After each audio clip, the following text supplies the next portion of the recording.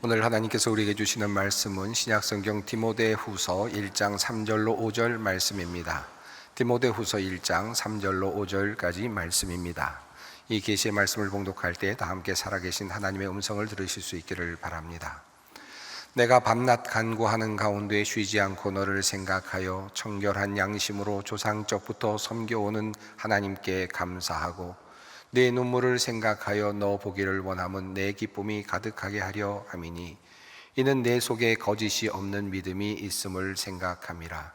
이 믿음은 먼저 내 외조모 로이스와 내 어머니 유니게 속에 있더니 내 속에도 있는 줄을 확신하노라. 아멘. 오늘 본문이 포함된 디모데후서는 노년의 사도 바울이 로마 감옥에서 쓴 편지입니다. 자신의 죽음이 임박했음을 직감한 바울은 자신이 가장 사랑하는 디모데에게 마지막 유언과 같은 간절한 편지를 쓰게 됩니다.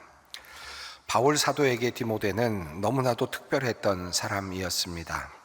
디모데는 위대한 사도 바울이 평생 동안 복음을 전하며 만날 수 있었던 사람들 중에 가장 신뢰하고 또 아꼈던 영적 아들이자 또한 최고의 동역자였습니다. 교회에서 문제가 생길 때마다 바울은 해결사로 디모데를 보내곤 하였습니다. 데살로니가 교회를 개척하자마자 유대인들의 극심한 폭동으로 인해서 바울이 황급히 그곳을 빠져나오게 됩니다. 그 폭동이 일어났던 그 위험한 데살로니가로 바울은 자기 자신을 대신해서 디모데를 파송하였습니다. 고린도 교회가 파벌 싸움과 타락으로 위기에 처해 있을 때에도 바울은 자신의 목회 철학을 대변할 대리인으로 디모데를 그곳에 파견하였습니다. 바울이 감옥에 갇혀 있어 도저히 방문할 수 없게 되었을 때 바울은 자신을 대신해서 빌립보 교회에 디모데를 또 파송하였습니다.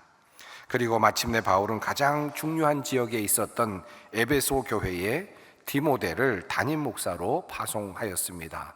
그의 나이가 매우 어렸을 때임에도 불구하고 그를 신뢰하고 에베소 교회의 담임 목사로 그를 추천하였습니다.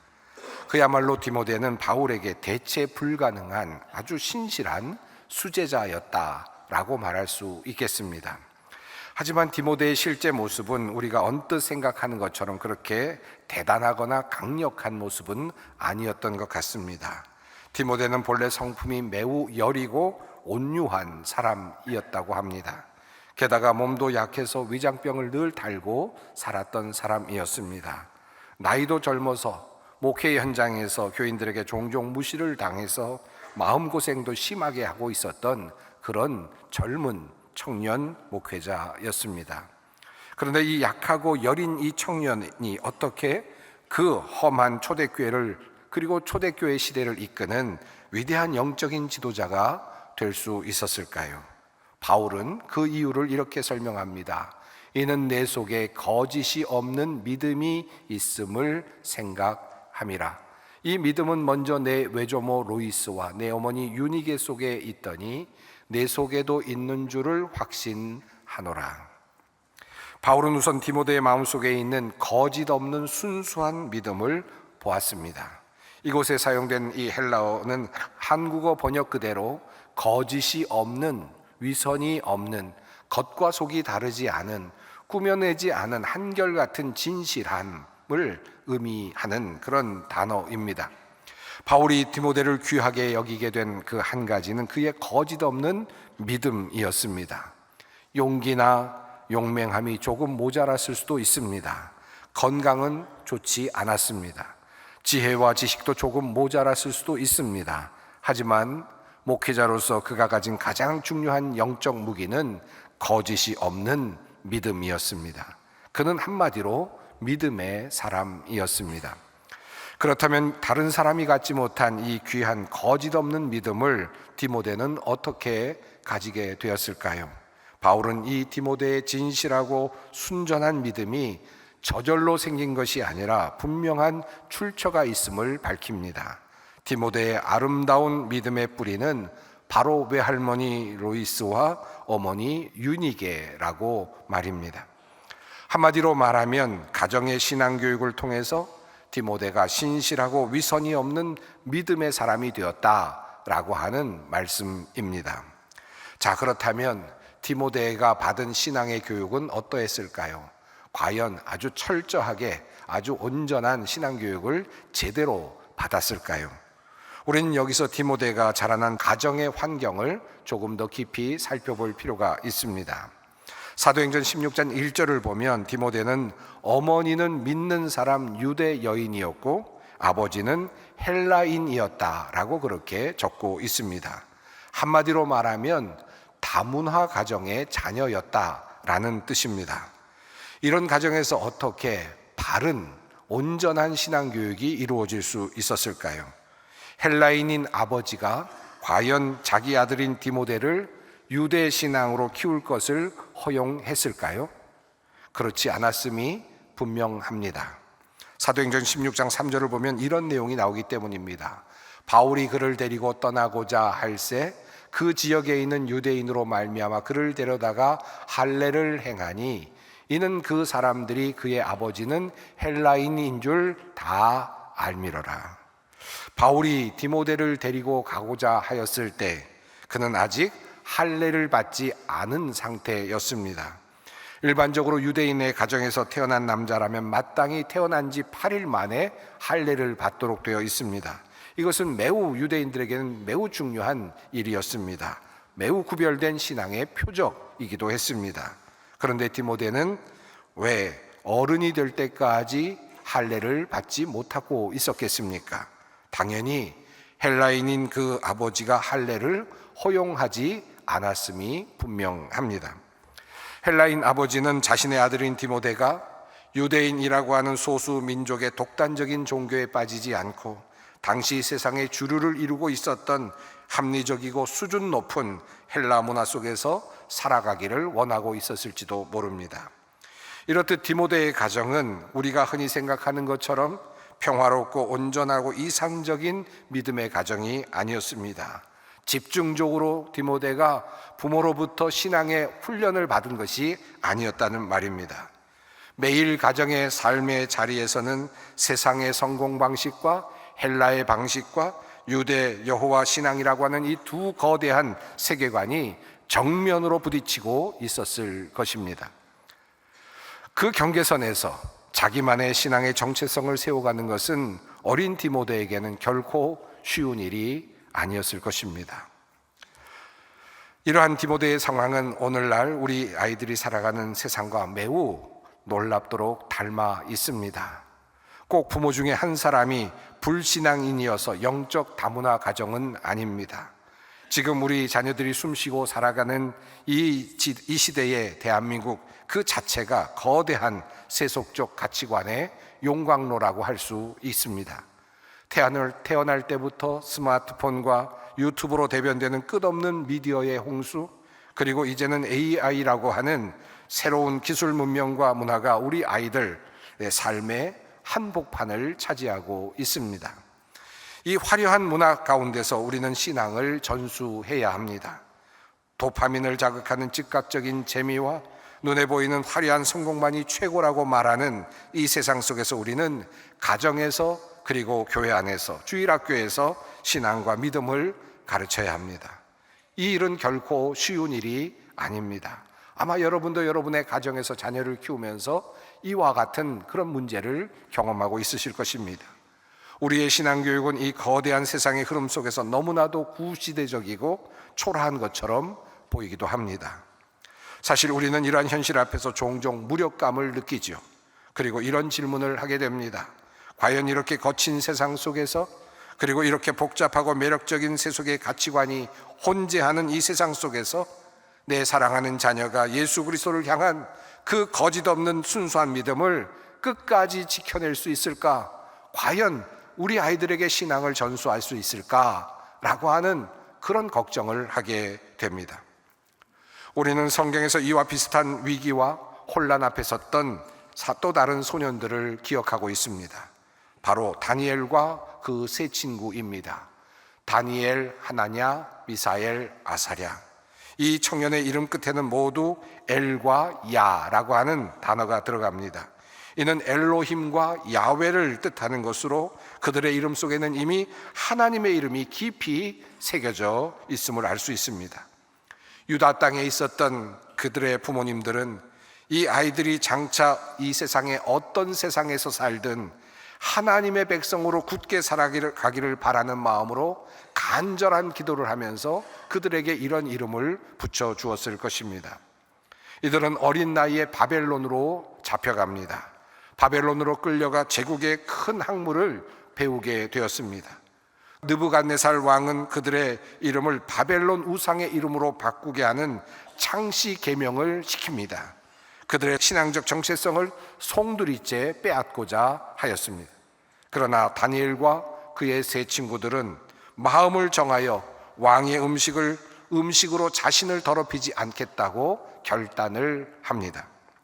이 소년들이 거대한 제국의 압도적인 문화 앞에서도 굴복하지 않고 보여준 이 굳건한 신앙의 그 결기는 도대체 어디서 나왔겠습니까? 그것은 바로 그들이 어린 시절 고향 땅 부모의 따뜻한 품 안에서 보고 듣고 배웠던 바로 그 하나님 신앙이었을 것입니다. 디모데 역시 마찬가지였습니다. 아버지가 몸에 할례조차 받도록 허락하지 않는 그 엄혹하고 통제된 상황 속에서 어린 디모데가 세속에 동화되지 않고 그토록 맑고 순수한 신앙의 정체성을 지켜낼 수 있었던 것은 바로 그 부모의 신앙이었을 것입니다. 뛰어난 신학, 교육 프로그램도 잘 갖춰진 교회의 멋진 시설도 아니었습니다. 그것은 바로 외조모 로이스의 품이었고 그리고 어머니 유니게의 품이었습니다. 우리는 신앙생활을 하면서 잘 알고 있습니다. 신앙은 결코 머리로 주입되지 않는다는 사실, 신앙은 교과서의 텍스트로만 전달되지 않는 사실을 압니다. 신앙은 위대한 연설이나 가르침으로 설득되는 것도 아닙니다. 신앙은 삶과 삶이 만나는 자리, 체온과 체온이 느껴지는 그 자리에서 곧 품에서 품으로 전달됩니다. 어머니가 어느 날 열심히 홀로 읽고 있었던 성경책의 모습, 성경책을 열심히 읽고 기도하는 그 어머니의 모습, 무릎 꿇은 그 기도의 자리, 그것을 보고 자란 자녀들이 배우고 또 받아들이는 것이 신앙인 것입니다. 어린 디모데가 아버지가 강요하는 헬라의 문화 속에서 혼란스러워할 때, 세상의 화려한 철학 속에서 흔들리고 있을 때 그를 꽉 잡아주었던 것은 무엇이었겠습니까? 아마도 보이지 않는 곳에서 자신을 무릎 위에 놓이고 도닥여 주시면서 하셨던 그 할머니 로이스의 기도의 숨결이었을 것입니다. 그리고 눈을 감고 잠자리에 누울 때마다 머리맡에 나직한 목소리로 들려주셨던 어머니의 그 성경 이야기, 아브라함과 이삭과 야곱의 하나님에 관한 이야기였을 것입니다. 바로 그 할머니, 그 어머니의 그 넓고 포근했던 그 가슴, 그 품이 바로 디모데를 붙들어준 힘이었을 것입니다. 오늘 이 자리에는 할머니도 계시고 할아버지도 계시고 아버지도 어머니도 계십니다. 사랑하는 성도 여러분, 여러분이 우리 아이들에게 얼마나 절대적으로 신앙교육에 있어서 중요한 존재인지 모릅니다. 여러분의 손으로 우리 손주들의 자녀들의 머리에 손을 얹고 축복하고 기도해 줄 때, 여러분의 자녀들을 안고 주님께 기도할 때 아이들에게 그 품은, 그 어머니의 품, 그 할머니의 품은, 그 아버지의 품은 곧 하나님 아버지의 따뜻한 품으로 변화될 것입니다. 자, 그런데요, 오늘 본문을 읽으면서 약간 불편한 사실이 하나 있습니다. 왜 바울은 외조모와 어머니의 신앙만을 이야기하고 있을까요? 물론 그의 아버지는 헬라인이었으니까, 신앙인이 아니었으니까 제외했을 수도 있겠습니다. 그렇다면 왜 디모데의 외할아버지는 안 나올까요? 왜 친할아버지는 등장하지 않을까요? 혹시 남성과 여성을 조금 차별하는 그런 내용이겠습니까? 물론 유대의 전통은 신앙의 전수가 우선적으로 어머니를 통해서 이루어진다고 보지요. 하지만 본문이 이런 이야기를 우리에게 이야기하려고 할머니, 할아버지의 그 아버지 또는 할아버지의 신앙 부분을 제외하지는 않았을 것입니다. 때로 읽으면서 남성들에게 조금은 실망스럽게 보여지는 이 이야기 속에는 그러나 실은 또 다른 영적인 의미가 담겨 있습니다.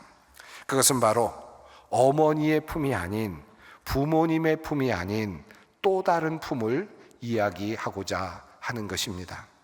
디모데는 어머니와 외할머니의 기도로 신앙의 싹을 틔웠지만 그를 한 시대를 이끄는 위대한 목회자로 완성한 것은 감옥에 갇힌 영적인 아버지 사도 바울의 품이었습니다. 바울은 디모데의 친아버지가 아니었습니다. 혈연으로 맺혀진 관계도 아니었습니다. 그럼에도 불구하고 바울은 편지를 쓸 때마다 디모데를 향해 주 안에서 내 사랑하고 신실한 아들이라고 부르기를 주저하지 않았습니다. 디모데 역시 마찬가지였습니다. 빌립보서 2장 22절에서 두 사람의 관계를 바울은 이렇게 증언합니다. 디모데의 연단을 너희가 아나니 자식이 아버지에게 함같이 나와 함께 복음을 위하여 수고하였느니라. 디모데에게 바울은 자신에게 헬라인 친아버지가 채워주지 못한 영적 공백을 완벽하게 채워준 진짜 아버지였고, 바울에게 디모데는 목숨을 바쳐도 아깝지 않은 사랑하는 아들이었습니다. 지금은 바울은 차가운 로마 지하 감옥에서 자기 죽음을 앞둔 상황입니다. 그런데 이 영적 아버지인 바울은 오늘 본문에서 영적 아들 디모데를 향해 이렇게 고백합니다.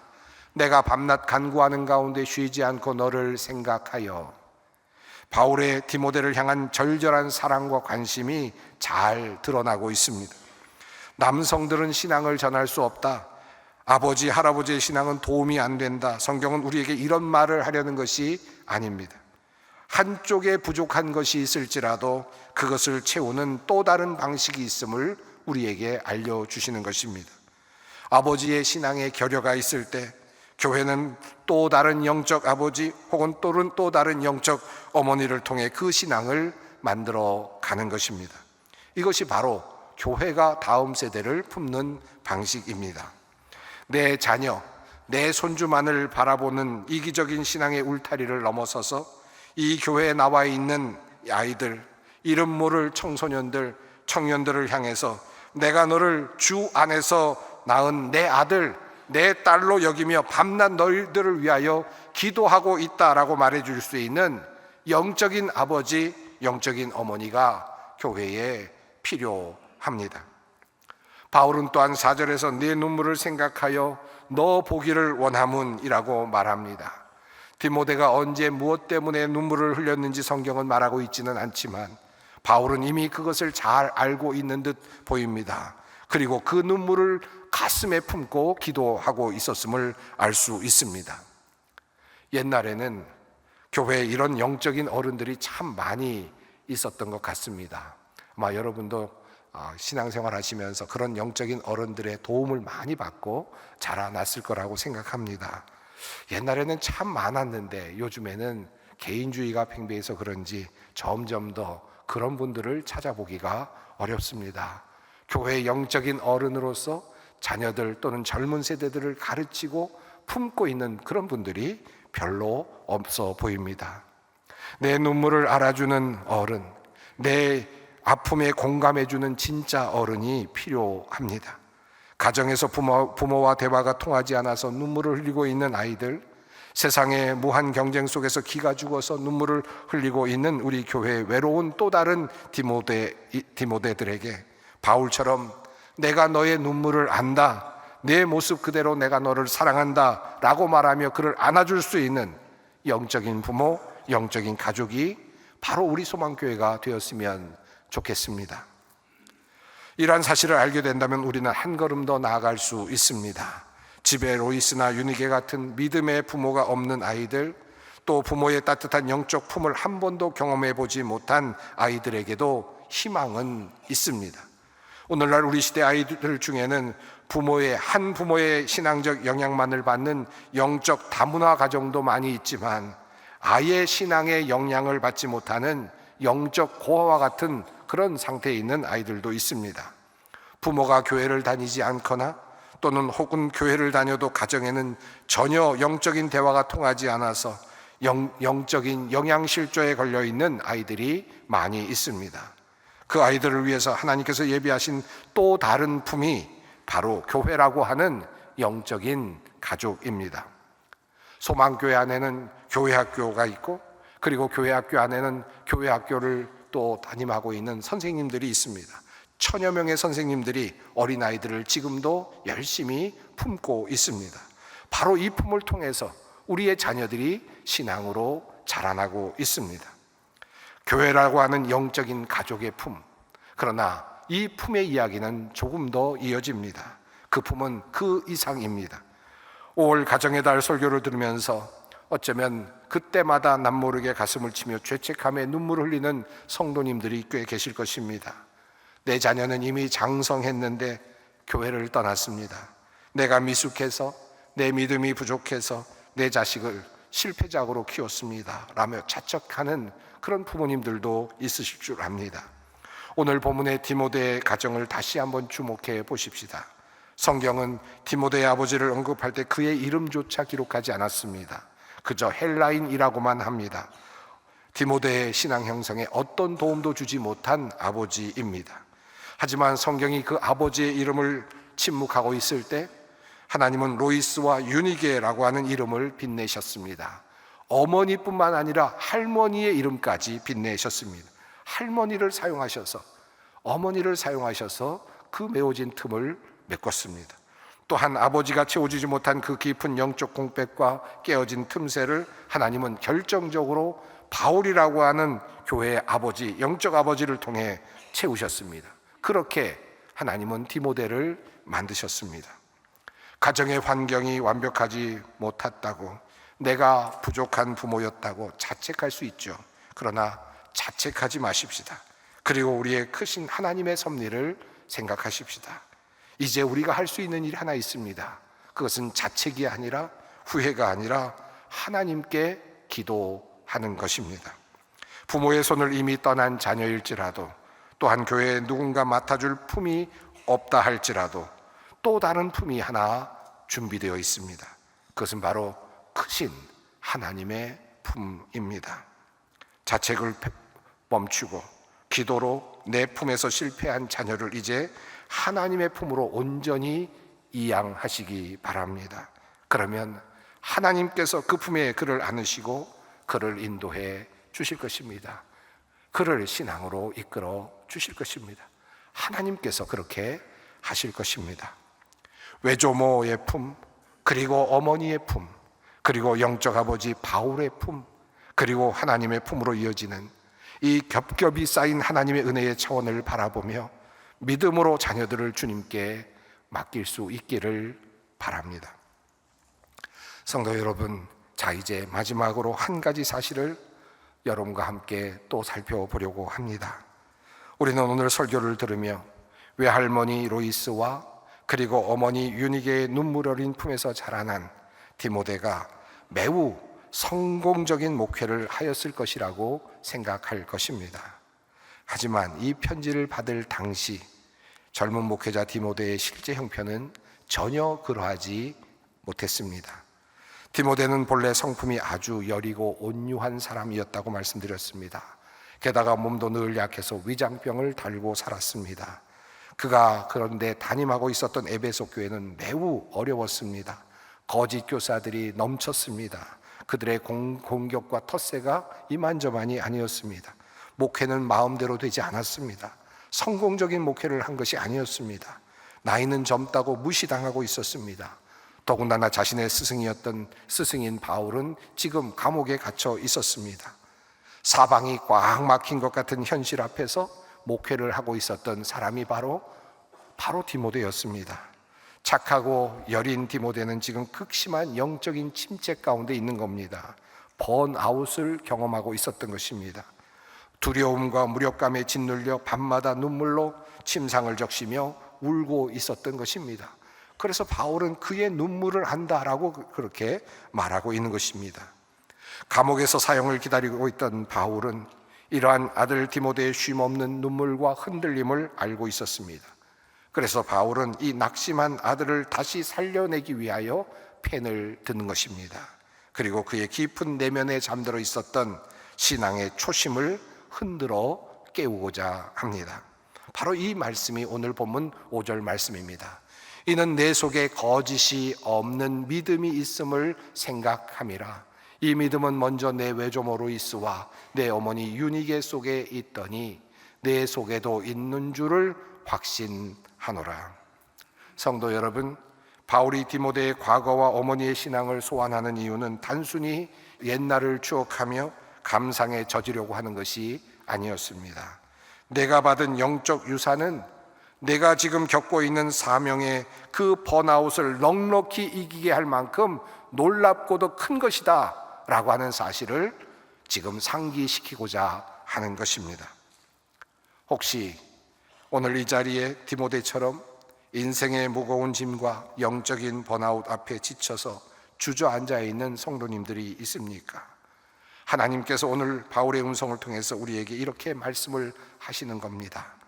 내가 가진 그 신앙은 결코 헛되고 연약한 것이 아니다. 너를 위해 눈물로 기도했던 어머니의 기도, 그리고 할머니, 할아버지의 기도가 온통 너에게 담겨져 있다. 너를 위한 교회의 많은 기도가 포함되어 있다. 너를 위한 기도가 얼마나 쌓여 있는지 아느냐? 실망하지 마라. 낭망하지 마라. 너는 이 어려움을 반드시 이길 것이다. 바로 이 말씀을 주님은 디모데에게 하고 있는 것입니다. 또 우리들에게 하고 계시는 것입니다. 사랑하는 성도 여러분, 힘든 시간을 보내고 있습니까? 우리 영혼 속에는 세속의 거센 바람과 인생의 고난을 기어코 이겨내게 하시는 거짓 없는 믿음의 뿌리가 박혀 있습니다. 이것을 꼭 기억하시기 바랍니다. 오늘 예배가 끝나고 집으로 돌아가시면 사랑하는 자녀와 손주들의 손을 꼭 잡고 이렇게 말씀해 주실 수 있었으면 좋겠습니다. 너를 위해 기도한다. 내 기도는 결코 헛되지 않을 것이다. 너는 하나님의 사람이다. 하나님께서 너를 잘 인도해 주실 것이다. 내 기도가, 우리의 기도가 겹겹이 쌓여 있으니 너는 용기를 내어라. 힘차게 이 세상에서 살아가라. 이렇게 이야기를 해 주셨으면 좋겠습니다. 이 한마디가 언젠가 번아웃된 아이의 영혼을 평생 살려낼 영적인 정체성이 될 것입니다. 가정이 흔들릴 때 교회가 받아내고, 또 교회가 부족할 때 가정이 버텨주는 거룩한 연대 속에서 우리 소망교회와 가정이 하나 되어서 서로의 지친 영혼을 품어주는 따뜻한 품이 되기를 바랍니다. 그것도 부족하다면 더욱 크신 하나님의 품에 의지하여 주님께 간절히 기도할 것입니다. 그리하여 거친 세상 속에서도 디모데와 같이 거짓 없는 순수한 믿음의 세대들을 끊임없이 길러내는, 그리고 회복시키는 그런 우리 소망교회, 그리고 우리 모든 성도님들, 그리고 우리 모든 소망교회의 가정들 되시기를 바랍니다. 기도하겠습니다. 자비로우신 하나님, 가정의 달 마지막 날을 보내며 주님께 기도합니다. 디모데를 붙잡아 주셨던 외할머니 로이스, 그리고 어머니 유니게의 따뜻한 기도의 품이 오늘 우리의 품이 되게 하여 주시옵소서.